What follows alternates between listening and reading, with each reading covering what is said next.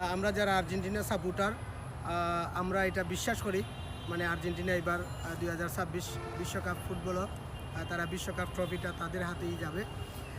আমার একটা জিনিস মনে হয় যে ওই যে খেলাধুলার জায়গাত খেলাধুলারে রাখাটা ঠিক আছে, আর কটাক্ষ করা প্রতিপক্ষরে আঘাত করা এগুলো আসলে সবে জানতে পারে না। আমি এখন এই বিষয়টা একটু মানে বিবেচনা করিয়া দেখছি যে খেলাধুলা প্রেমিক যারা বিরোধী পার্টি যারা যেমন Brazil supporter, Portugal supporter, German supporter, তারা মানে হারি গেছে। আর এক যন্ত্রণা আছে, আর যন্ত্রণার তা আর্জেন্টিনা সাপোর্টার যারা আছে তারার সাথে মিটাইতে চায়।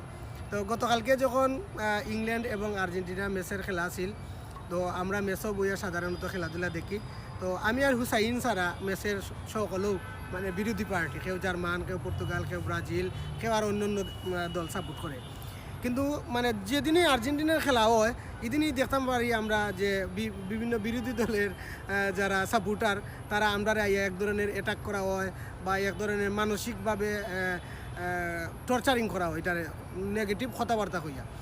তো আসলে আর্জেন্টিনা যারা সাপোর্ট করে তারা কিন্তু এটা কনফিডেন্স রাখে যে কামব্যাক কীভাবে করিয়া বিজয়ী অর্জন করা যায়। তো টেনশন করিয়া কোনো লাভ নাই। সুতরাং আপনারা যারা গেছেন কি তারা গেছেন কি বুঝছেন নি, আর এই জিনিসটা বাদ দেন, আপনারা যারা সাপোর্ট করবা তারা আপনারা ডুবাইবা। আমরা আর্জেন্টিনা ফাইনালও গেছি কি, ফাইনালও ইনশাল্লাহ আমরা কনফিডেন্স আছে আর্জেন্টিনা জিতবো, আর হেরে গেলে তো কোনো সমস্যা নেই, আমরা ফাইনালও পর্যন্ত গেছি। ধন্যবাদ।